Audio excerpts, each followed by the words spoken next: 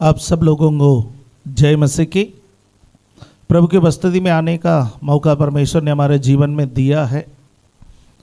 दिल्ली में अच्छे से बारिश हो रही है, थोड़ा सा तो गर्मी से राहत मिला, लेकिन उमस अभी भी बरकरार है। परमेश्वर की आराधना चाहे ऑनलाइन का माध्यम से सही करने के लिए परमेश्वर ने जो मौका दिया है उसके लिए हम प्रभु का धन्यवाद करें। जो मौका परमेश्वर की आराधना करने के लिए हमें मिल रहा है वो मौके का हम फ़ायदा उठाएं, क्योंकि ऐसा अंधकार इस पृथ्वी पर एक दिन छा जाएंगे, उस दिन हम आराधना नहीं कर पाएंगे। मनुष्य परमेश्वर का वचन को ढूंढेंगे, वचन नहीं मिलेगा। प्रार्थना करना संगति करने वाले को ढूंढेंगे, वो नहीं मिलेंगे। लेकिन आज परमेश्वर हमारे समीप है, परमेश्वर को हम ढूंढते हैं तो वो मिलता है। वचन में लिखा है, परमेश्वर को उस समय ढूंढो जिस समय वो मिल सकता है। ये वो समय है, क्योंकि अनुग्रह का युग है। अनुग्रह के युग में परमेश्वर हर जगह पर, हर व्यक्ति पर अनुग्रह करता है और हर व्यक्ति से कहता है कि उद्धार पाओ। Praise the Lord. मुझे सुनने वाला कोई भी व्यक्ति अभी तक प्रभु यीशु मसीह को अपने मुक्तिदाता के रूप में ग्रहण नहीं किया, तो मैं आपसे आग्रह करता हूं कि आप प्रभु यीशु मसीह को अपने मुक्तिदाता के रूप में ग्रहण करें। आप परमेश्वर को अपनाएं, क्योंकि प्रभु के बिना हमारा जीवन अधूरा है। प्रभु ने कहा, मुझसे अलग होकर तुम कुछ भी नहीं कर सकते हो। आज परमेश्वर का वचन मनन करने के लिए हम जाएंगे। निर्गमन का पुस्तक से हम मनन कर रहे हैं। आज मैं 10 आज्ञाओं के विषय पर आपसे बात करना चाहता हूं। और निर्गमन का पुस्तक 20वां अध्याय उसका पहला पद से लेकर के 17वां पद तक के वचन आज हमारा मनन का वचन है। Exodus chapter 20 versus 1 to 17। आज हम इन पदों से मनन करेंगे और इन पदों में 10 आज्ञाएं जो परमेश्वर ने अपने लोगों के लिए दिया है वो वचन लिखे हुए हैं। 17वां अध्याय में हमने एक बात को मनन किया था, वो था परमेश्वर विजय देने वाला परमेश्वर है। रफदीम में जब उन लोग आए, वहाँ पर अमालेक की इस्राएलियों के विरोध में लड़ने के लिए आए, पीछे से हमला किया, परंतु परमेश्वर ने किस प्रकार उन्हें विजय दिया उसके विषय में हम 17वां अध्याय से मनन किए। और पिछले सप्ताह में 2 बातों को मैंने आपसे कहा, वो आपको याद होगा। पहली बात मैंने आपसे कहा, आपको विजय चाहिए, समूह में रह करके लड़ने के लिए सीखिए।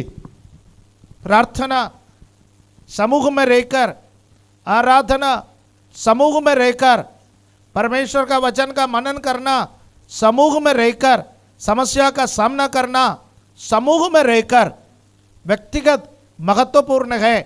लेकिन यदि हम अलग थलग रहेंगे, हम अलग थलग लड़ेंगे, तो हमको जीत कभी हासिल नहीं होगा। वो हमने सीखा।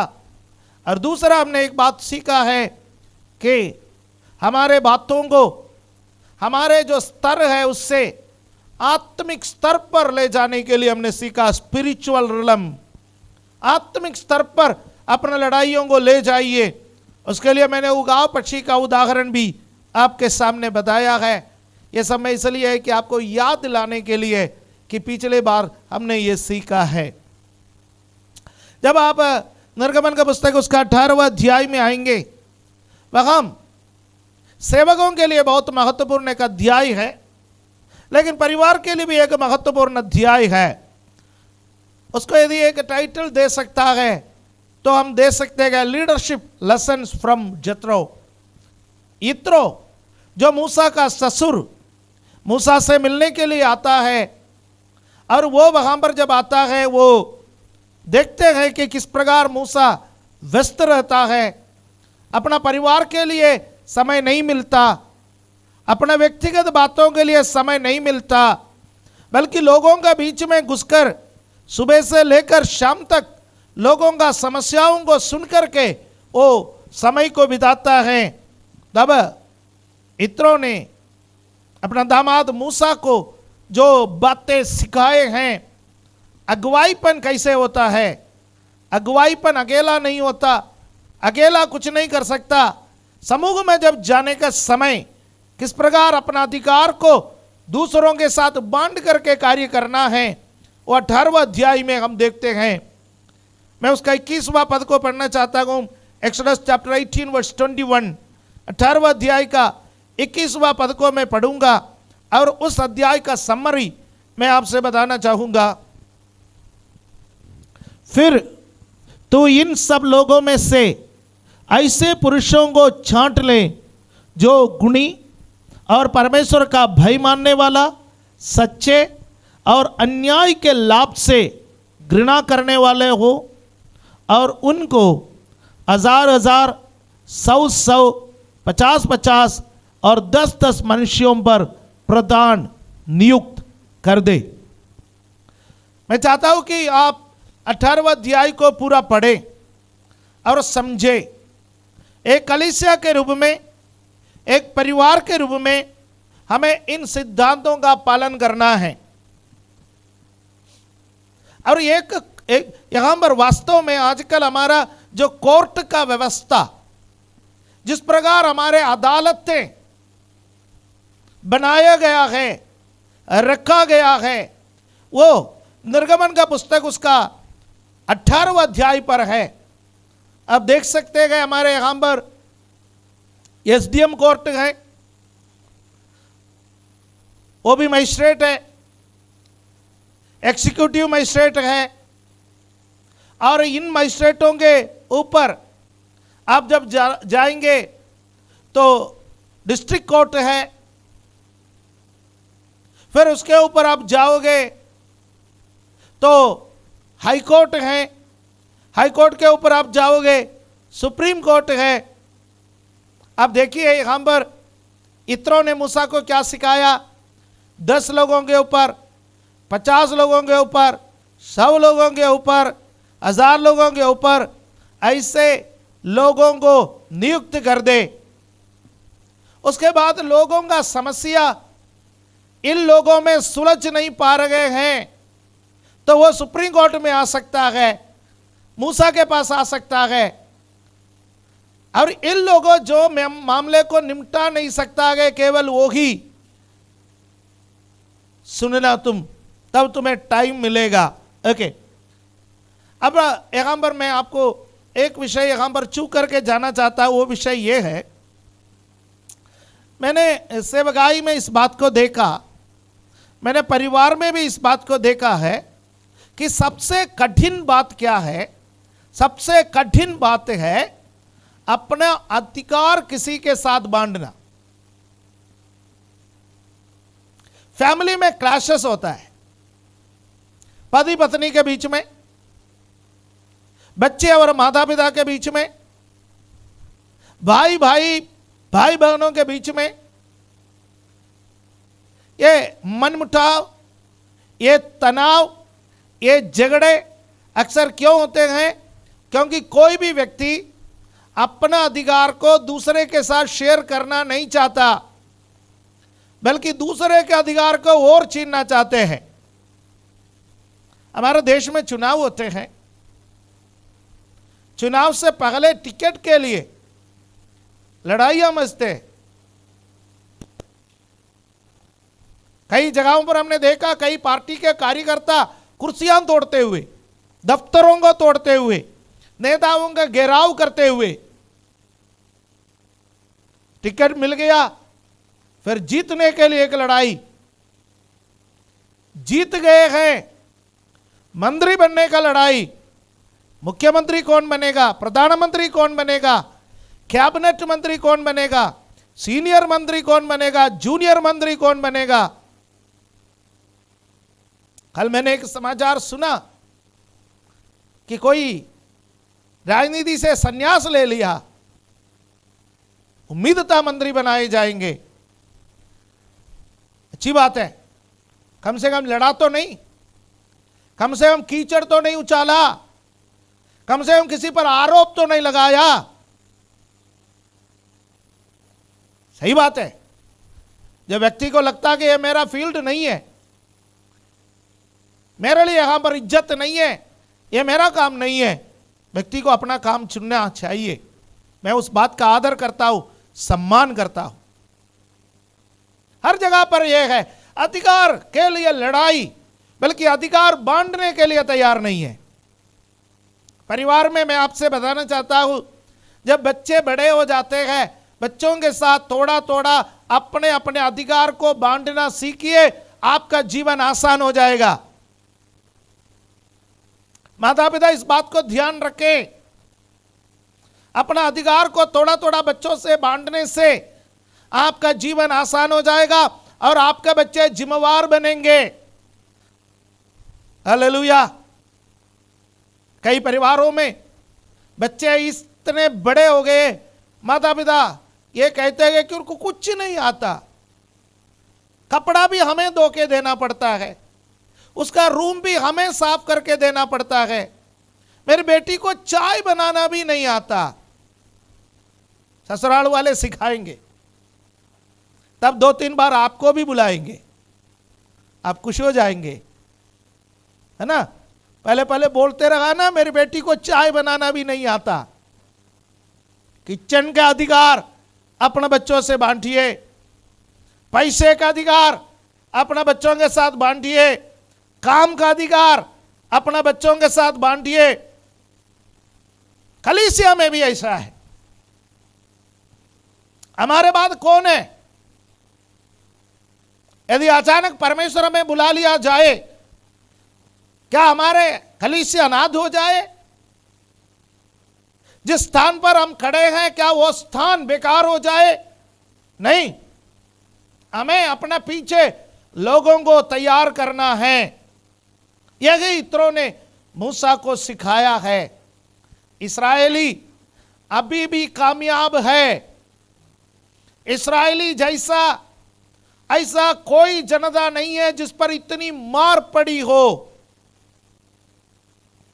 इतने विपत्तियां मुझ पर आए हो, इतने दमन सहा हो, ऐसा कोई दूसरा जाति पृथ्वी पर नहीं है।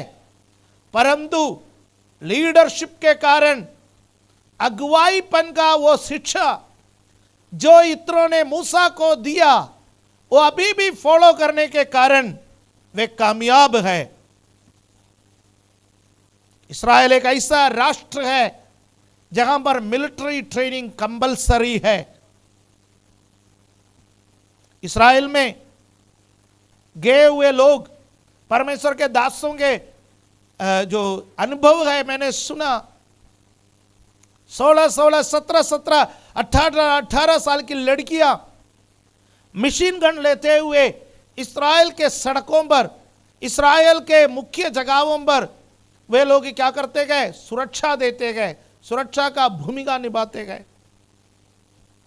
लेकिन किसी को से कोई खतरा नहीं है, वो फ्रेंडली व्यवहार करेंगे। परंतु जब उनका देश के लिए कोई व्यक्ति खतरा हो जाए, वो मशीन गन चलाने से भी वो चूकते नहीं है। अपने बच्चों को देश के प्रति जिम्मेवार बनाने का तरीका, देश के प्रति प्रेम भावना बनाने का तरीका, उनको देश के अधिकार का एक छोटा सा हिस्सा देना है, ना कि उनके हाथों में तलवार देकर के, राजनीति का झंडा लेकर के उनको सड़कों पर घुमाना। हमारे देश का एक गंदी राजनीति है, वो यूनिवर्सिटीज में, कॉलेजेस में शुरू हो जाते हैं। हमारे बच्चे जैसे स्कूल से कॉलेज में, यूनिवर्सिटी में जाते हैं, वो किसी न किसी राजनीतिक पार्टी का हिस्सा बनता है और उनको राजनीतिक पार्टी का यूथ विंग बनाया जाता है और वो बाहर निकलते गए, मार खाने के लिए निकलता गए। नेता तो गाड़ियों में बैठेंगे, नेता तो मंच पर बैठेंगे, नेता तो भाषण देने के लिए गए। इन जवान पीढ़ी को मार खाने के लिए सड़कों पर छोड़ दिया जाता है। बदल बदल कर आने वाला सरकार के, पुलिस के डंडे खा खा के ये पक्के हो जाएंगे। इनमें से कुछ शहीद हो जाता है, इनमें से कुछ अपंग हो जाता है, इनमें से कुछ माता पिता का काम नहीं आता है। जिन माता पिता ने इनको पाल पोस करके बड़ा किया है, जिस देश ने इनका बढ़ोतरी में योगदान दिया है, ऐसे कई युवक और युवतियां सड़कों पर अपना जीवन को समाप्त कर लेते हैं। उनका माता पिता का दुख कितना ज्यादा है। अपने बच्चों को सिखाइए।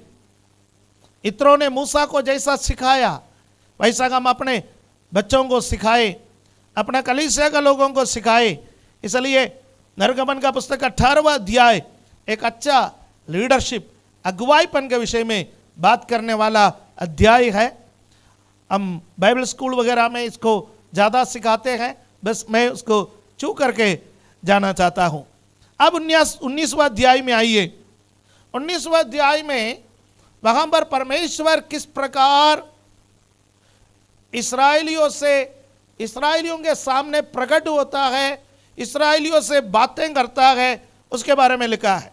19 का 1 और 2 पढ़ेंगे। चैप्टर 19 वर्स 1 और 2। इसराइलियों को मिस्र देश से निकले हुए जिस दिन 3 महीने बीत चुके, उसी दिन वे सीनै के जंगल में आए, और जब वे रफदीम से कूच करके सीनै के जंगल में आए, तब उन्होंने जंगल में डेरे खड़े किए और वही पर्वत के आगे इस्राएलियों ने छावनी डाली। मिस्र से निकले, 3 महीना हो गया, सीनै पर्वत तक पहुंचने के लिए, और सीनै पर्वत के सामने उन्होंने अपने छावनी को डाले। और परमेश्वर ने मूसा से कहा, मैं लोगों से मिलना चाहता, परंतु लोगों को 3 दिन की तैयारी करना था, अपने आप को पवित्र करने के लिए 3 दिन। पुराने नियम में विशेष अवसरों पर, उत्सव पर परमेश्वर से मिलने के लिए परमेश्वर उतर के आने का समय, इस्राएलियों का छावनी में परमेश्वर आता है, उस समय इस्राएलियों को अपने आप को 3 दिन पवित्र करना पड़ता था। नया नियम में ऐसा नहीं है। नया नियम में कुछ मसीह लोग हैं, वे 40 दिन का फास्टिंग में अपने आप को पवित्र रखते हैं, है ना। ऐश वेडनेसडे से लेकर के ईस्टर तक के जो 40 दिन आता है, वो 40 दिन में अपने आप को पवित्र रखते हैं। दारू नहीं पिएंगे, धूम्रपान नहीं करेंगे, कुछ लोग सादा खाना खाएंगे, नॉन वेज भी नहीं खाएंगे। अपने आप को इस कदर वे लोग पवित्र करते हैं। और बाकी दिन नया नियम के लोगों में आपसे बताना चाहता हूं, परमेश्वर हमारे बीच में रहने का कोई खास दिन नहीं है, खास त्योहार नहीं है, खास उत्सव नहीं है। हमारा परमेश्वर 24/7 हमारे साथ रहता है। हालेलुया। उसने क्या कहा, मैं तुम्हें कभी नहीं छोड़ूंगा, कभी नहीं त्यागूंगा, मैं सदैव तुम्हारे संग रहूंगा। प्रभु यीशु मसीह ने अपने चेलों से स्वर्ग जाने से पहले कहा था, मेरा जाना तुम्हारे लिए लाभ है। मैं जाएगा तो पवित्र आत्मा आएगा, पवित्र आत्मा जब आएगा वो 24 घंटे तुम्हारे साथ रहेंगे। पवित्र आत्मा 24 घंटे हमारे साथ रहेंगे। और वो पवित्र आत्मा करेगा क्या? पवित्रताई में बने रहने में हमारी सहायता करता है। फिर वो पवित्र आत्मा क्या करता? हर सच्चाई पर चलने के लिए हमारी मदद करता है। फिर पवित्र आत्मा क्या करता? यीशु मसीह के बारे में हमें सिखाता रहता है। हालेलुया।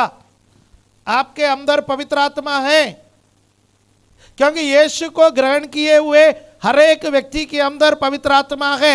इसलिए वचन में लिखा है, क्या तुम नहीं जानते कि तुम्हारा शरीर पवित्र आत्मा का मंदिर है? हु एम आई? मैं कौन हूं? I am the temple of the living God. मैं जीवते परमेश्वर का मंदिर हूं।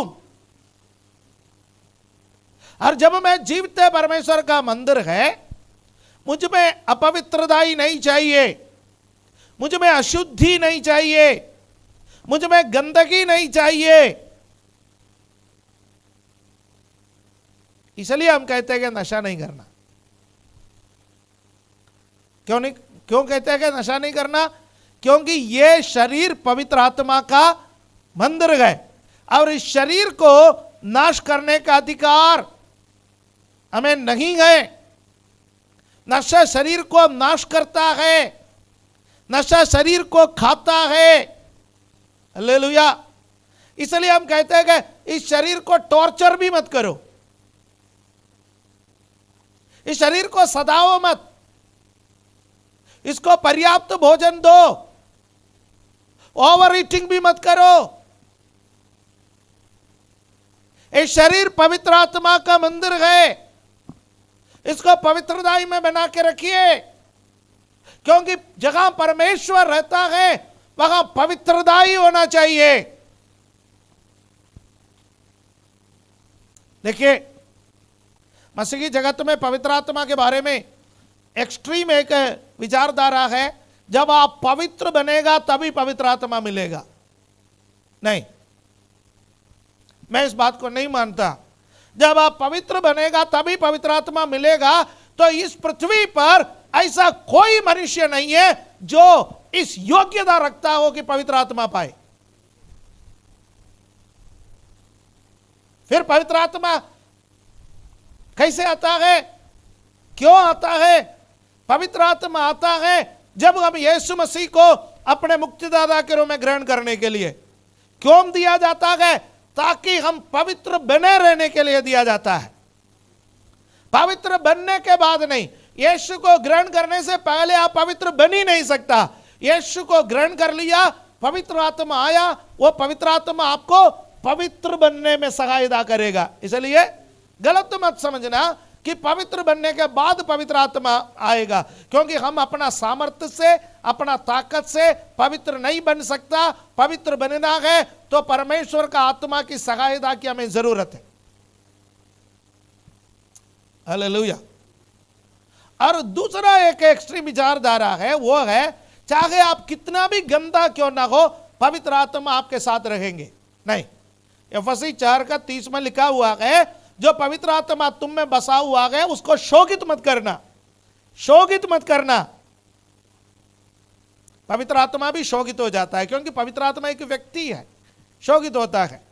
जब आप किसी घर में जाओगे, किसी घर में आप थोड़े दिन रहोगे, फिर आपको शोकित करोगे तो आप क्या करोगे? वहां से निकल जाएगा, क्योंकि वो आपको इंसल्ट कर रहा है, बातों से, व्यवहारों से, चेहरे से, इशारों से। जब आपको इंसल्ट करोगे तो फिर आप उस घर में कैसे रहोगे? जब पवित्र आत्मा हमारे अंदर रहने के लिए आता है, हमारे घर में रहने के लिए आता है, हमारे जीवन में रहने के लिए आता है, हम उसको बार बार इंसल्ट करोगे, यदि हम पश्चाताप नहीं करोगे, अपने आप को परमेश्वर के साथ अपडेटेड नहीं रखोगे, तो पवित्र आत्मा शोकित हो जाता है और वो पवित्र आत्मा हमारे जीवन से निकल जाएगा। फिर हमारा मन कठोर हो जाता है।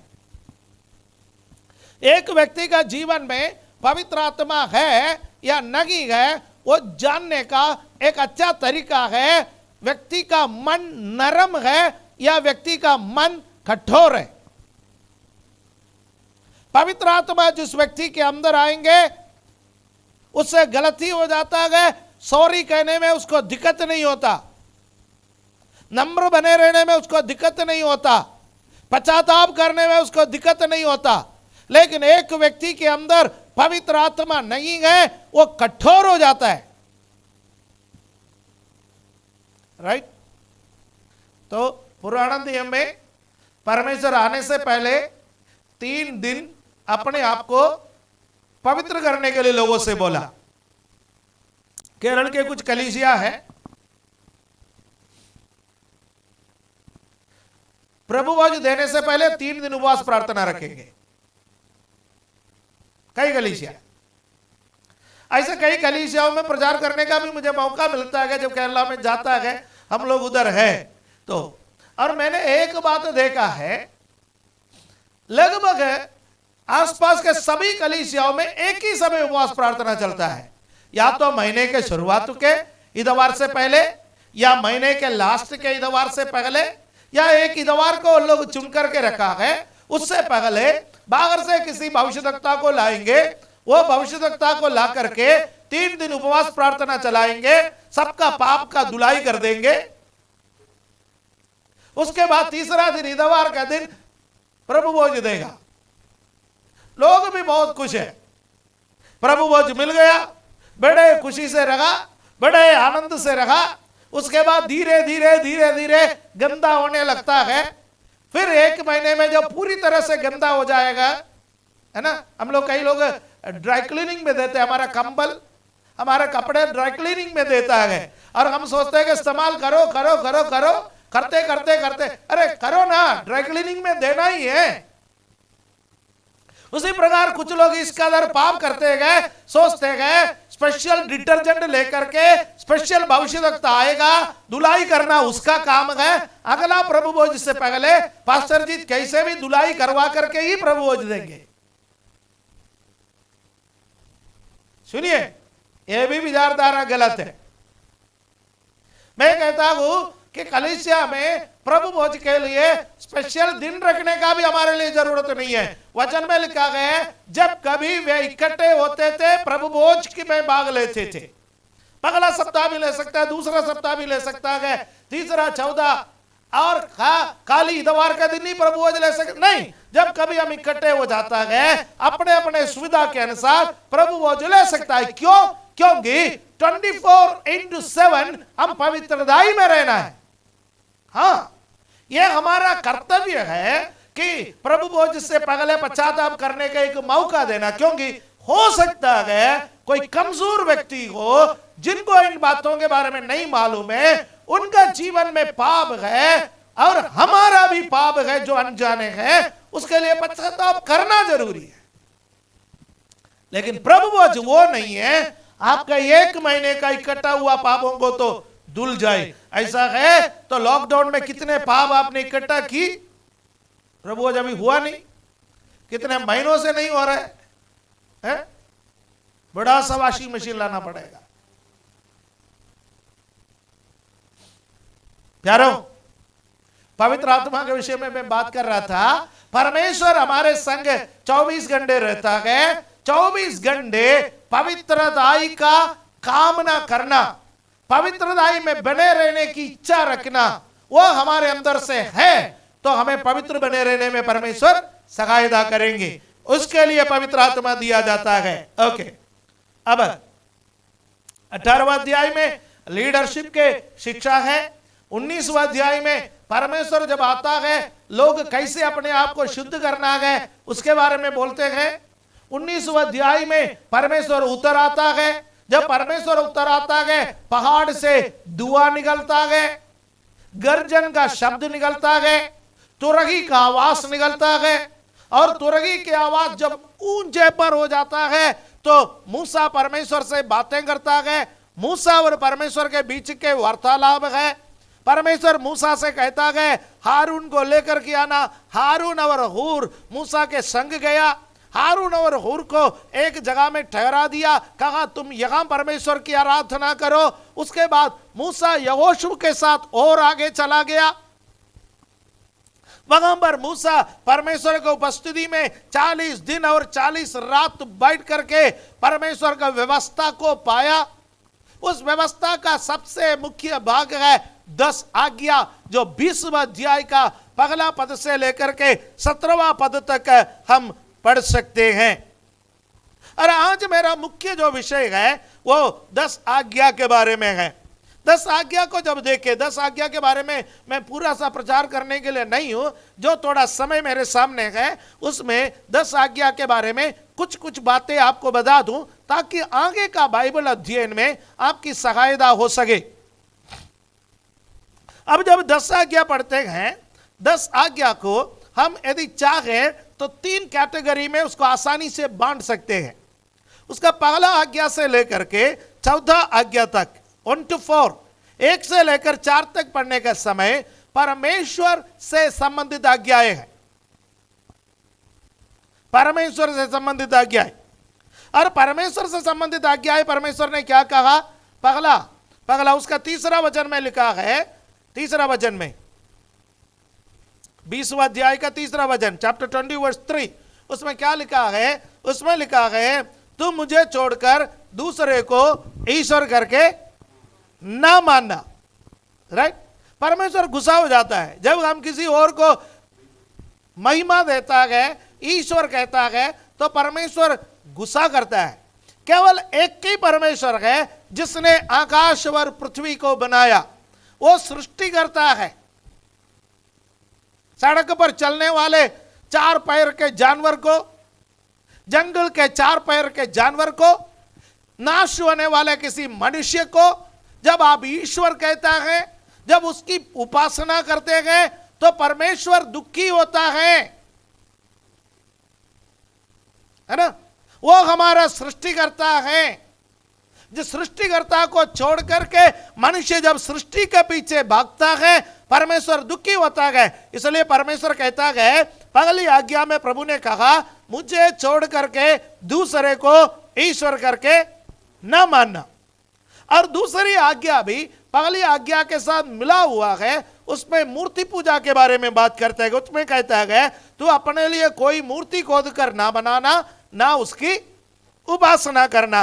वो आयत 4 में लिखा हुआ है, 4th वर्स, तू अपने लिए कोई मूर्ति खोद कर ना बनाना, ना उसकी उपासना करना। उसमें परमेश्वर कहता है आकाश की नहीं, यानी सूर्य चंद्रमा तारागण है आकाश में, सूर्य चंद्रमा ताराओं का मूर्ति नहीं बनाना, पृथ्वी का नहीं बनाना। पृथ्वी में जल जंतु है और जीव जंतु है, जंगल में है, पालतू जानवर है, उसका नहीं बनाना, मनुष्य का नहीं बनाना। परमेश्वर की आराधना में मूर्ति अलाउड नहीं है। क्यों? मूर्ति पूजा करना मूर्खता है, क्योंकि मूर्ति को मनुष्य बनाता है। हम इस बात का भी खिलाफ है, ना कोई यीशु की मूर्ति की पूजा करे, ना कोई मरियम की मूर्ति की पूजा करे, ना कोई यूसुफ की मूर्ति की पूजा करे, ना कोई अन्य कोई संतों की मूर्ति की पूजा करे।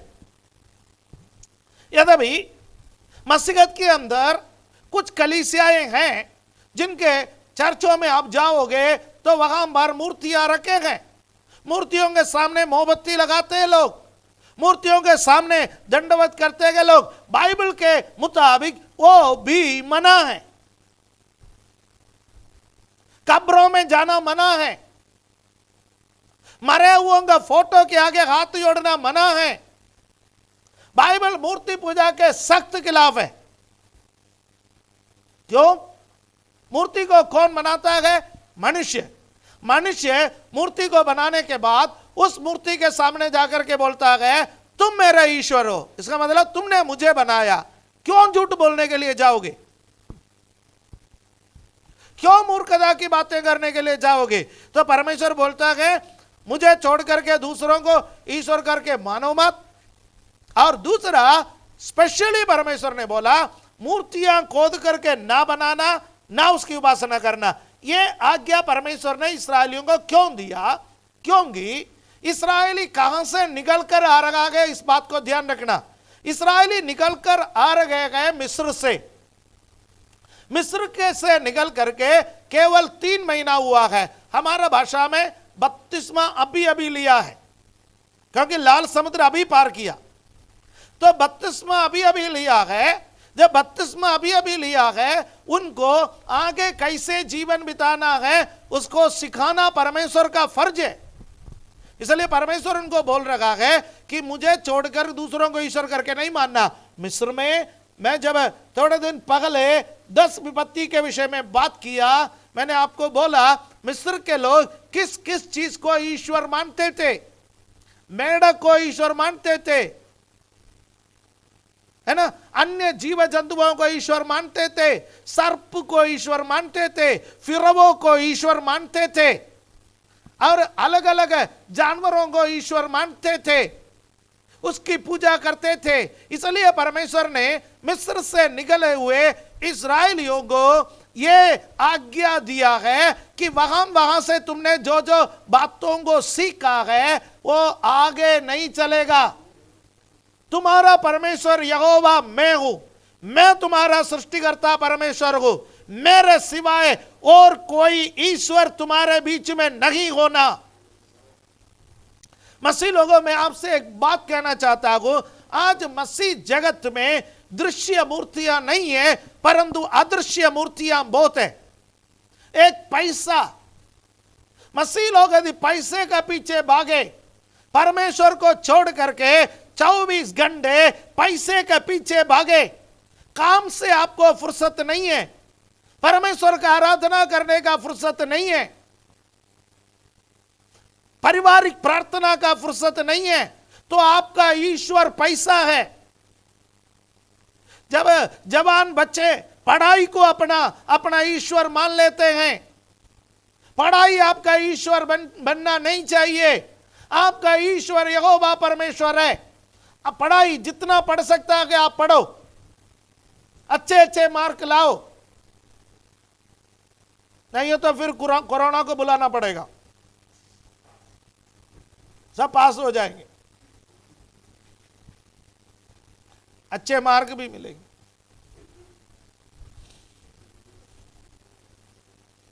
जितना पढ़ सकते हैं पढ़ो, लेकिन पढ़ाई आपका ईश्वर नहीं होना है, नौकरी आपका ईश्वर नहीं होना है, पैसा आपका ईश्वर नहीं होना है, कल्चर आपका ईश्वर नहीं होना है, परिवार आपका ईश्वर नहीं होना है, बच्चे आपका ईश्वर नहीं होना है। आपका केवल एक ही ईश्वर है, वो आपका सृष्टिकर्ता है। और तीसरा, उसका 7वां पद में परमेश्वर कहता है, परमेश्वर का नहीं 14वां वर्स 4,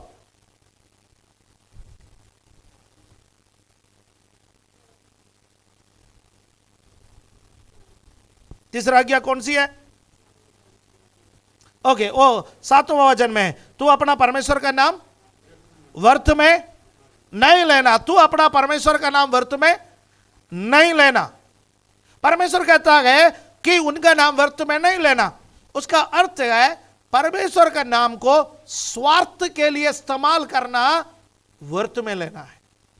यदि आप अपना किसी भी स्वार्थ के लिए परमेश्वर का नाम को कहीं भी इस्तेमाल करें, वो परमेश्वर का नाम को व्यर्थ में लेना है।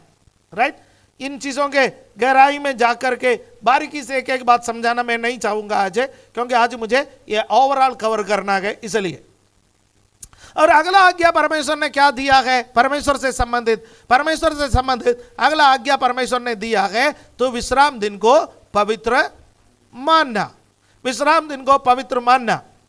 6 दिन परमेश्वर ने काम किया, 7वां दिन परमेश्वर ने विश्राम किया।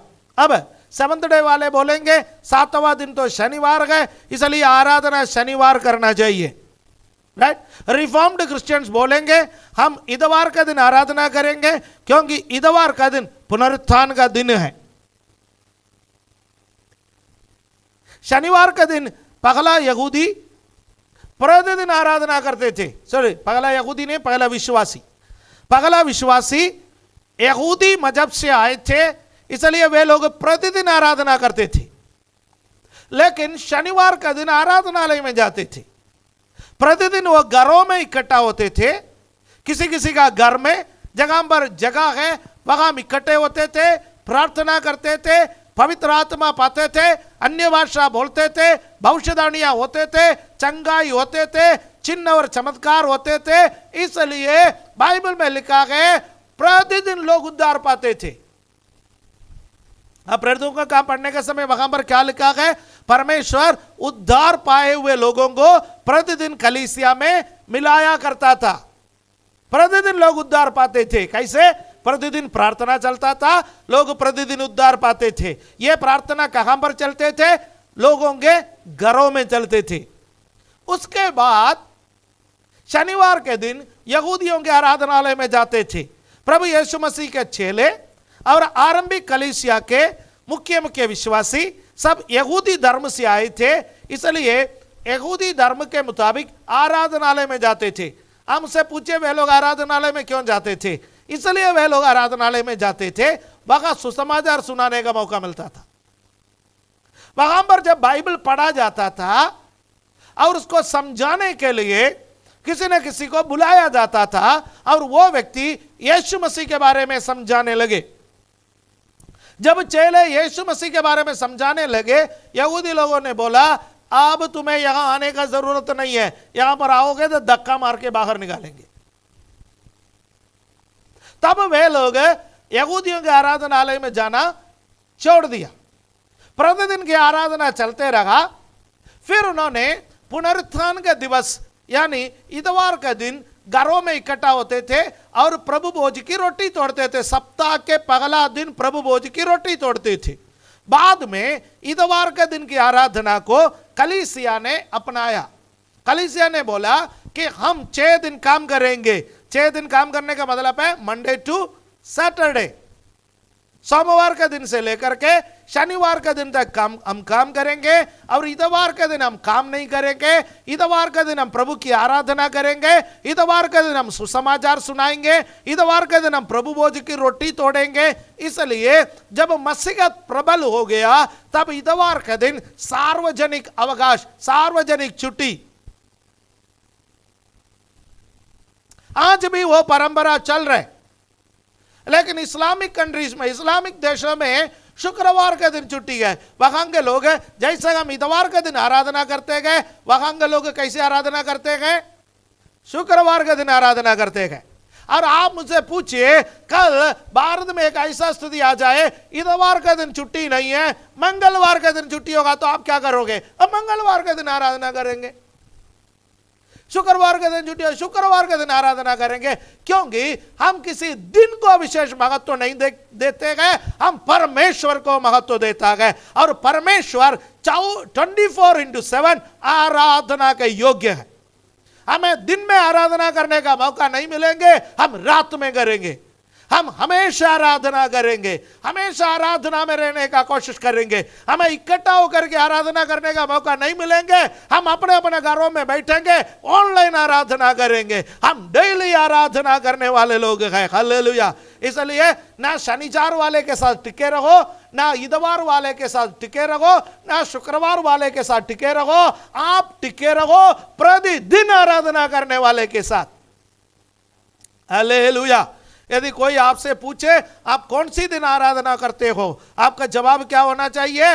हम प्रतिदिन आराधना करते हैं। हालेलुया। हमारा आराधना करने का ना तो दिन है, आराधना करने का ना तो समय है।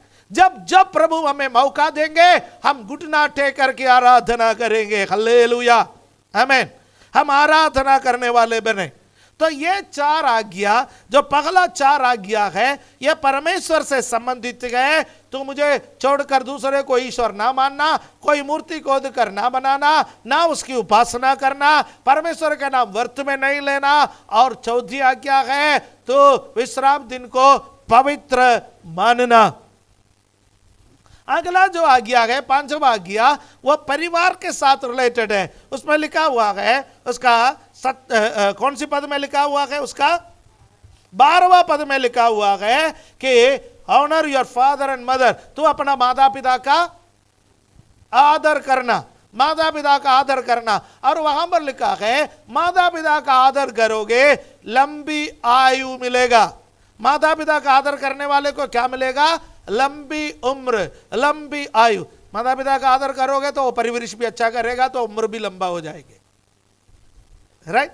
तो अपना माता पिता का आदर करना। आज एक ऐसे समाज में हम खड़े हैं जहां पर माता पिता को जितना आदर, जितना सम्मान देना चाहिए लोग नहीं देते। माता पिता का अनादर करना अंतिम दिनों का लक्षणों में से एक है। आप 2 तिमोथी 3 अध्याय पढ़ने का समय वहां पर अंतिम दिनों के लक्षण लिखे हैं। उसमें से एक लक्षण है मनुष्य माता पिता का आदर नहीं करेंगे, अनाज्ञाकारी बनेंगे। बाइबल सिखाता है माता पिता का आदर करना, लेकिन मैं आपको एक बात बताना चाहता हूं। है ना। पिछले दिनों में एक मेरे कोई मित्र गए, अविश्वासी मित्र गए, उन्होंने कुछ लिखा था, उसको मैंने पढ़ा। उसने लिखे रखा है कि हमारे संस्कृति में परमेश्वर का नाम, परमेश्वर का जो स्थान है वो चौथा स्थान पर है। परमेश्वर पहला स्थान में माता, दूसरा स्थान पर पिता, तीसरा स्थान पर गुरु और चौथा स्थान पर परमेश्वर। मैंने नहीं बोला, मेरा किसी मित्र ने जो अविश्वासी है एक लेख अपना ग्रुप में लिखा, वहां पर लिखा है माता पिता का आदर करने के विषय में उन्होंने कहा है। राइट, संस्कृति क्या बोले क्या ना बोले मुझे उससे कोई मतलब नहीं है, मुझे मतलब है बाइबल क्या बोलता है। बाइबल कहता है परमेश्वर का स्थान एक है, प्रथम है। आप इफिसियों का पत्री 6 अध्याय में लिखा हुआ है कि हे बच्चों प्रभु में अपने माता पिता के आज्ञाकारी बनो। प्रभु में, है ना। वहां पौलुस बोल भी सकता था हे बच्चों अपने माता पिता के आज्ञाकारी बनो, दैट्स ऑल। लेकिन वहां पर पौलुस ने पवित्र आत्मा से प्रेरित होकर जो बच्चों को लिखता है वो कहता है हे बच्चों प्रभु में अपने माता पिता के आज्ञाकारी बनो। आमीन। यदि आपके माता पिता आत्मिक जीवन में बढ़ने में आपको तकलीफ दे रहा है, जब चुनने का मौका आता है, प्रभु को चुने या माता पिता को चुने, प्रभु को चुने या संपत्ति चुने, प्रभु को चुने संसार को चुने, तो आपको पगला स्थान हमेशा प्रभु को दे। हालेलुया। पास्टर एम पौलुस के गवाही मैंने सुना। पास्टर एम पौलुस वो रामेश्वरम में प्रभु की सेवा करते करते अब इस साल में प्रभु में सो गए हैं। बहुत लंबा सेवकाई उन्होंने किया। आमीन। और जब परमेश्वर ने उनसे बोला कि प्रभु का सेवकाई के लिए निकलना, जब प्रभु के सेवकाई के लिए निकलना, तो उनका पिता उनके खिलाफ खड़े हो गए। वो बाइबल स्कूल जाने के लिए तैयार हो गया। जब बाइबल स्कूल जाने के लिए तैयार हो गया है तो वो एक बक्से में अपने कपड़ा लेकर के अपनी मम्मी को बोल करके, पापा को बोला नहीं, पापा खेत पर, किसान था, खेत पर खड़े होने का समय वो चुपचाप अपना घर से निकला, क्योंकि उनको पता था कि उनका पापा उनको प्रभु के सेवकाई के लिए कभी जाने के लिए नहीं देंगे। और वो वहां से निकला, बस स्टैंड पर आया तो उसका पापा खड़ा है उसी वेशभूष में जो खेत पर खड़े हो जाते। और वो पापा ने उनसे पूछा कहां जा रहे? कह रहे मैं प्रभु की सेवा के लिए जा रहा हूं। बस आ गया। वो फटाफट बस में चढ़ गया। वो आगे के गेट से बस पर चढ़ गया, पीछे के गेट से उसका पिताजी भी बस पर चढ़ गए। और कंडक्टर ने पैसा पूछा उनसे कि पिताजी से पहले पैसा पूछा। पिताजी ने बोला मुझे नहीं मालूम जाना कहां पर है, मेरा बेटा आगे है, टिकट वो काटेगा। और कंडक्टर आगे चला गया। कंडक्टर आगे चला गया और इनसे पूछा, टिकट पूछा। इन्होंने एक टिकट लिया, जहां जाना था एक टिकट लिया। और पूछा पीछे जो पिताजी खड़े हैं उनका टिकट कौन लेगा? बोला मुझे नहीं मालूम कौन लेगा। उनसे पूछा वो जाना कहां पर है। और वो पीछे कंडक्टर गया। कंडक्टर वहां पर जा करके उनके पिताजी से टिकट पूछा तो पिताजी ने बोला मैंने पहले से बोला मुझे नहीं मालूम जाना कहां पर है, बेटा आगे है, टिकट वो लेगा। पिताजी और कंडक्टर में बसबाजी हो गया। बस को रुका गया, धक्का मार करके पिताजी को नीचे गिरा करके बस चला गया। बेटा आंख बंद करके उस बस में खड़े रहा। शायद आप और मैं नहीं करता। बस चला गया। पीछे मुड़ करके देखने के समय पिताजी उसी स्टाइल में नीचे पड़ा हुआ है, बस के तरफ देखे हुए। उनका हृदय कितना टूटा, कितना आंसू बहाया। पीछे से पिता बुला रहा है, आगे से प्रभु बुला रहा है। निर्णय लिया मैं प्रभु के लिए जाऊंगा, मैं प्रभु के लिए जाऊंगा। वो प्रभु के लिए गया। राजस्थान में आया, राजस्थान में प्रभु की सेवा की। इतने मार खाया। वास्तव में पौलुस नाम उनके जीवन में, पौलुस नाम, यदि कोई अपना बच्चे को पौलुस नाम रखे, पौल नाम रखे, सोच समझ के रखना। उनका पिताजी ने रखा था। इतना मार खाया, इतना मार खाया, इतना मार खाया, लेकिन आज रामेश्वरम में हजारों हजारों लोगों की कलीसिया है। परमेश्वर ने उनको इस्तेमाल किया, परमेश्वर ने उनको घर वापस लेके आया, उनका पिताजी को हालेलुया मिलाया, उनका माताजी को मिलाया, उनका पूरा परिवार को मिलाया। अब अच्छे आयु में अब प्रभु में सोए हैं। मैं रामेश्वरम कभी गया नहीं, इच्छा है कभी जाऊंगा तो मैं ऐसे परमेश्वर के दास लोग जो अपने प्रभु के अलावा किसी को नहीं देखा। मेरे प्रचार सुनने वाला माता पिता, आपको शायद हो सकता है कि ऐसा लगे कि मैं आपका बच्चों को उकसा रहा हूं। यदि आपको ऐसा लग रहा है तो सही लग रहा है। जब प्रभु को चुनने का मौका आए, प्रभु को चुनने का मौका आए, आप प्रभु को चुनिए। मेरे जीवन में भी एक समय ऐसा ही मौका आया था। मैं भी मेरा माँ का अकेला बेटा हूँ, कोई नहीं है, मेरा भी पापा नहीं है, मेरा भी और कोई भाई बहन नहीं है, मेरा भी और कोई रिश्तेदार नहीं है जो माँ को रख सके। लेकिन 91 में मेरे सामने भी ये बात आया था कि प्रभु को चुनना है या माँ को चुनना है, प्रभु को चुनना है या घर को चुनना है, प्रभु को चुनना है या बाकी चीज़ों को चुनना है। मुझे भी मेरा कलीसिया वालों ने के कई लोगों ने बोला पीछे रहो, मेरा भी कई मित्रों ने बोला पीछे रहो, लेकिन प्रभु का सेवकाई के लिए उस दिन मेरी माँ ने मुझे रोका नहीं है, मेरी माँ ने मना नहीं किया है। मेरी माँ मेरे साथ ना बस में चढ़ी है, मैं ट्रेन में चढ़ी है, चुपचाप रही है, चुपचाप रही है। लेकिन हालेलुया, मैं निर्णय लेकर के प्रभु के सेवकाई में आगे आने के कारण आज आपके सामने मैं खड़ा हो पा रहा हूँ। परमेश्वर का राज्य के लिए शायद मैं हजारों को मैं जीत नहीं पाया है, लेकिन कुछ लोगों को हो सकता है, कितना है मुझे नहीं मालूम है, कुछ लोगों को प्रभु के लिए जीतने का मौका प्रभु ने मुझे दिया है। आगे यदि जिंदगी रहेंगे आत्माओं को जीत करके रहने के लिए मैं भी पसंद करता हूँ। हालेलुया। और मेरी उम्मीद यह है मैं भी जब मरूं कोई तो कहे ये प्रभु से प्रेम करने वाला प्रभु का भक्त था। हालेलुया।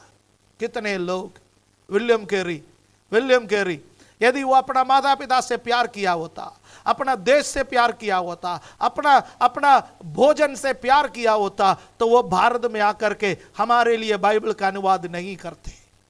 आज प्रभु किसी से बात कर, मेरा यह संदेश सुनने वाला किसी से बात करे, हे जवान व्यक्ति, हे बेटा, हे बेटी, आप प्रभु के सेवा के लिए निकलना चाहता है, क्या खाएंगे, क्या पिएंगे, क्या पहनेंगे, मेरा परिवार कैसा चलेगा, मैं कैसा चलेगा, यह चिंता छोड़ो। बाइबल में लिखा है यह सब अविश्वासियां ढूंढते हैं। हालेलुया। तुम जाओ परमेश्वर के राज्य की कथा सुनाओ। हालेलुया। और मैं एक बात जानता हूं, जिसने भी उसका दामन को थाम लिया है उसको वो कभी अकेला नहीं छोड़ा, वो कभी बर्बाद नहीं हुआ, वो आबाद हुआ है। हालेलुया। मैं जब 18 साल का था मैंने उस संदेश को सुना जिस पर मोरेवियन मिशनरी मूवमेंट के बारे में लिखा हुआ था। उसमें लिखा हुआ था कि मोरेवियन मिशनरी मूवमेंट ने एक एम्बलम बनाया है। कई बार मैंने आप लोगों से कहा, एक बलिवेदी, उस पर आग जल रहे, साथ में एक जोड़े बैल जिस पर हल रखा हुआ है, नीचे एक सेंटेंस, दोनों के लिए तैयार। ओ प्रभु का सेवा में जब आप निकलते गए तो एक बात ध्यान रखना, प्रभु मैं एक कामयाब व्यक्ति शायद ना हो जाऊं, आपके सुसमाचार के खेत पर उतरने का समय एक बलि वस्तु के समान आपके इस वेदी पर बलिदान होना है, मैं उसके लिए तैयार हूं। या जुआ रखे हुए, हल रखे हुए एक बैल के समान आपके खेत पर लंबे समय तक काम करता रहूं, मैं उसके लिए भी तैयार हूं। कुछ लोगों को परमेश्वर ने बलिदान के रूप में ग्रहण किया, कुछ लोगों को परमेश्वर ने खेत पर हल चलाने के लिए छोड़ दिया है। स्तीफानोस को परमेश्वर ने बलिदान के रूप में स्वीकार किया और पौलुस को परमेश्वर ने हल चलाने के लिए छोड़ दिया है। Hallelujah, hallelujah. क्या आपको आप कैसे कह सकते हैं कि पौलुस को स्तीफानोस से ज्यादा प्रतिफल मिलेगा? मैं नहीं मानूंगा। उसको प्रतिफल परमेश्वर की इच्छा है। बोरा भरने के लिए हम नहीं जा रहे स्वर्ग में, उसकी सेवा करने के लिए जा रहे, उसकी आराधना करने के लिए जा रहे हैं। जीवन में सबसे महत्वपूर्ण है, प्रभु मैं नौकरी करूं या ना करूं, मैं कहीं रहूं या ना रहूं, मैं आपकी सेवा करते रहूं। हालेलुया। 10 आज्ञा से मैं कहीं चला गया, जरूरी था। पवित्र आत्मा जब किसी से बातें करता है कि वो बोलना हमारे लिए जरूरी पड़ता है। हालेलुया। सेवकाई के लिए आप निकले हैं, सेवकाई के लिए निकलने का आपका मन में इच्छा है, सेवकाई के लिए आप चलना चाहता है। दुनिया को मत देखो, किसी को मत देखो। आमीन। निकलो, प्रभु आपको पुकार रहा है तो निकलो। भारत में कुछ आत्माओं को जीतने के लिए प्रभु आपको इस्तेमाल करेंगे। एक आत्मा की कीमत सारे संसार से भी अधिक है। उसको यदि आप जीत पाए हैं तो आप सबको जीत पाए हैं। हालेलुया, आमीन। पहला 4 आज्ञा परमेश्वर से संबंधित है, बीच की आज्ञा परिवार से संबंधित है। मैं उसको थोड़ा एक्सप्लेन किया है। अपना माता पिता का आदर करो। हालेलुया। परिवार के साथ अपना रिश्ते को अच्छा बना के रखो। थोड़ी देर पहले मैंने आपसे कहा था, मूसा और इत्रो के कहानी में अपने अधिकार परिवार का जो है, आप पिता होंगे, माता होंगे, बड़े भाई होंगे, बहन होंगे, आपके नीचे वाले लोगों को, आपकी अधीनता में रहने वाले लोगों को थोड़ा थोड़ा अपना अधिकार को बांटना सीखिए। जब हम एक समूह में आगे बढ़ते हैं हमारे लिए अच्छा रहेगा। एक व्यक्ति बोझ उठाते हैं, वो बोझ उठाएंगे, वो थक जाएंगे, बाकी सब मजे में रहेंगे, वो ठीक नहीं है। सब लोग मिलकर के बोझ उठाए, हमारा परिवार भी आगे बढ़ेंगे, हमारा समूह भी आगे बढ़ेंगे, कलीसिया भी आगे बढ़ेंगे। अकेला किसी को बोझ उठाने मत छोड़िए। एक समूह में काम करना सीखिए। और 6 आज्ञा से लेकर के 10 आज्ञा तक एक बार मैं उसको बोलूं तो 13वां पद में लिखा है हत्या ना करना, 14वां पद में लिखा है व्यभिचार ना करना, 15वां पद में लिखा है चोरी ना करना, 16वां पद में लिखा है झूठी गवाही नहीं देना, 17वां पद में लिखा है लालच ना करना। लिस्ट भी वहां पर है, अलग अलग जगहों पर लिस्ट भी है, लालच के साथ लिस्ट दे रखा है। और परमेश्वर मैं सोचता लालच ना करना तो परमेश्वर केवल पैसे के बारे में या घर के बारे में या संपत्ति के बारे में बोल करके छोड़ देना चाहिए था, लेकिन परमेश्वर वहां नहीं छोड़ा। परमेश्वर ने बोला किसी का पत्नी का या पति का भी लालच नहीं करना, क्योंकि परमेश्वर जानता है टेढ़े लोग निकलेंगे। कितने भी सुसमाचार सुनावो, बाइबल को पीस करके पानी बना करके नहलाओ, फिर भी देखना है, फिर भी मोह। अपने अपने पत्नी दी, अपना अपना पति दिया, उस पर संतुष्ट रहो, खुश रहो। नहीं हो तो परमेश्वर का आज्ञा का उल्लंघन है, ध्यान रखें। तो मैं परमेश्वर का, इसलिए पौलुस रोमियो का पत्र लिखते लिखते लिखते लिखते पढ़ता है परमेश्वर का ज्ञान वो कितना गहरा है, अपरंपार है। क्यों? क्योंकि यदि आप और मैं बोलता लालच ना करना पैसे तक या संपत्ति तक सीमित रहते। लेकिन परमेश्वर लालच के विषय में क्या बात की? किसी की पत्नी के बारे में, पति के बारे में, बच्चों के बारे में, सब किसी के पास है तो उनके पास रहने दो, आपको जो दिया गया वो आपके लिए काफी है। हालेलुया, आमीन, है ना। हमें जो दिया गया वो हमारे लिए काफी है। किसी को कुछ ज्यादा दिया गया, उनको कुछ परमेश्वर सोच समझ करके दिया है। किसी को कुछ कम दिया गया, परमेश्वर ने सोच समझ करके दिया गया। जो मिला है परमेश्वर उसी का ही हिसाब किताब मांगेंगे, जो नहीं मिला उसका हिसाब किताब परमेश्वर कभी नहीं मांगेगा। ओके, अब 10 आज्ञा के विषय में मैंने बात की और सभी लोगों से मैं अनुरोध करता हूं 10 आज्ञा को जबानी याद करें जिनको नहीं मालूम है। जबानी याद जिनको नहीं मालूम है जबानी याद करें। हालेलुया, आमीन। और पिछले दिनों में हमारे गीत के किताब में जो विश्वास वचन है, इस छोटे बच्चे ने हमारा जूम मीटिंग में याद करके उसको बताया है। देखिए, हम भी याद करें। उसी प्रकार 10 आज्ञा भी गीत के किताब में यहां से निकाल करके लिखे हुए हैं। आप आसानी से उसको याद कर सकते हैं, क्योंकि बाइबल में थोड़ा विस्तार रूप से लिखे हुए हैं। जब हम याद करने के लिए लिखता है थोड़ा सा शॉर्ट फॉर्म में लिखे गए। सभी लोग 10 आज्ञा को जिनको जिनको नहीं मालूम है वे लोग उसको याद करें। ओके, यहां पर जब परमेश्वर ने इस्राएलियों को कानून दी, ये 10 आज्ञा है। 10 आज्ञा के साथ साथ परमेश्वर ने कानून दी। किस प्रकार का कानून दी? एक, परमेश्वर ने उनको रिलीजियस लॉस, उनको धार्मिक नियम दी, और दूसरा परमेश्वर ने उनको व्यवहारिक नियम दी, सिविल लॉस, नागरिक नियम। ठीक है, एक धार्मिक नियम भी दिया, एक नागरिक नियम भी दिया है, सिविल लॉस भी दिया है।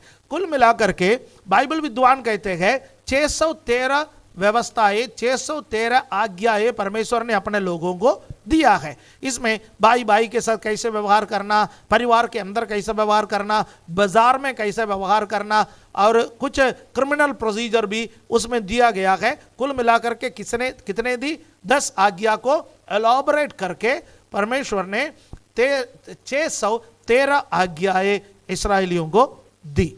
और ये आज्ञाएं, ये व्यवस्थाएं क्या है? यह व्यवस्था या ये नियम, ये कानून, ये है कॉन्स्टिट्यूशन, संविधान।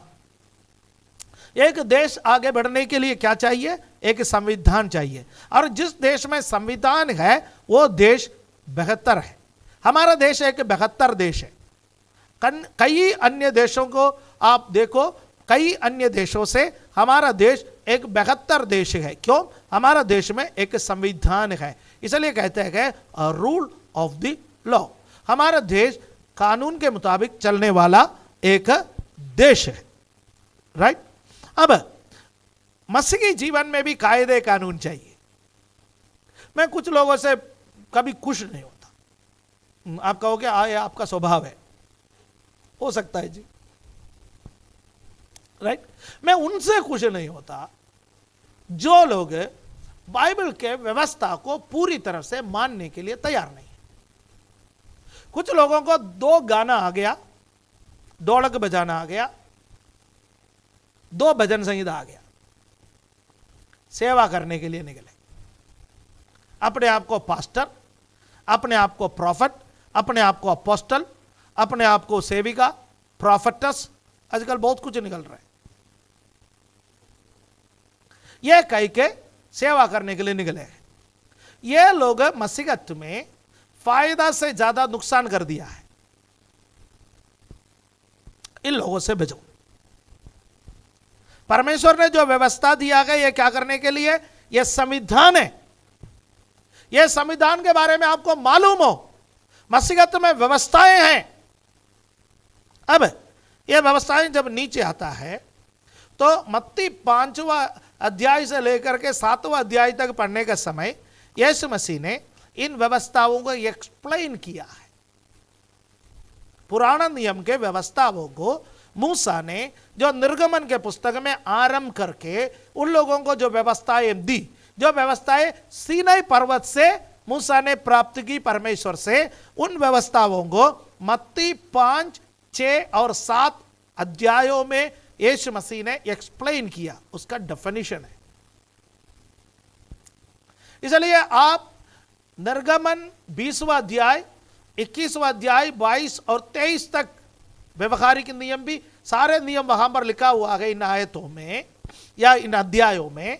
उसको पढ़ने का समय आपको यदि ये बातें समझ में आना है तो यीशु की व्याख्या पर जाना है। यीशु ने इन आज्ञाओं की व्याख्या कैसे की, वो कहां पर लिखा हुआ है? मत्ती 5, 6 और 7 में लिखा हुआ है। जब आप इसको आपस में तुलना करके पढ़ेंगे तो आज के परिवेश में इन आज्ञाओं का क्या महत्व है, आज के परिवेश में इन आज्ञाओं के लिए क्या निकलता है, वो देख सकते हैं। फॉर एग्जाम्पल, मैं एक उदाहरण यदि आपको बता दे कि यीशु मसीह ने कहा कि मूसा ने कहा कि व्यभिचार ना करना, व्यभिचार ना करना। और पुराना नियम में व्यभिचार होने के लिए एक एक्ट होना जरूरी था, एक कार्य होना जरूरी था। व्यभिचार में पकड़ा जाना, व्यभिचार में पकड़ा जाना, उसके लिए पुलिस रेड की जरूरत होते थे या समाज में जो लोग होते थे उनका रेड की जरूरत होते थे। आपको ध्यान होगा यूहन्ना 8वां अध्याय में लोगों ने, यहूदी अगुओं ने रेड डाली, वहां पर एक औरत पकड़ी गई। आदमी कहाँ भाग गया पता नहीं है। ये रोम वहां पढ़ने का समय एक महिला अकेली व्यभिचार में फंसी गई। आदमी कहाँ चला गया? पुरुष प्रधान समाज कई बार ऐसा कर लेता है, आदमी को भगा दिया, तू चले जा, और औरत को पकड़ के यीशु मसीह की परीक्षा लेने के लिए यीशु मसीह के पास लेकर के आए हैं। दैट मीन पुराना नियम में एक व्यभिचार होने के लिए एक एक्ट होना, एक कार्य होना, पकड़ा जाना जरूरी है। लेकिन जब नया नियम में जब आता है, यीशु मसीह का टीचिंग्स को देखिए। मत्ती के सुसमाचार में यीशु मसीह ने कहा यदि किसी ने किसी महिला को बुरी नजर से देखा है तो मन में व्यभिचार कर लिया। दैट मीन कितना गहरा है उस शब्द का अर्थ। जो आज्ञा मूसा ने दिया कि परमेश्वर के पाक करके कि व्यभिचार ना करना, उसका एक्सप्लेनेशन यीशु ने क्या दिया? यीशु ने दिया कि पुराना नियम में एक एक्ट होना, एक कार्य होना जरूरी था, परंतु नया नियम में कार्य होना जरूरी नहीं है, व्यभिचार आप मन में भी कर सकते हो। तो नया नियम कितना पवित्रताई को मांग रहा है। पुराना नियम आपको नियम और कानून में बांध के रखते हैं, इसलिए नया नियम आपको आजाद करते हैं। पुराना नियम क्या करते हैं? आपको दबाते हैं। दैट मीन आपके अंदर इच्छा है, फिर भी परमेश्वर मारेंगे इसलिए दबाओ।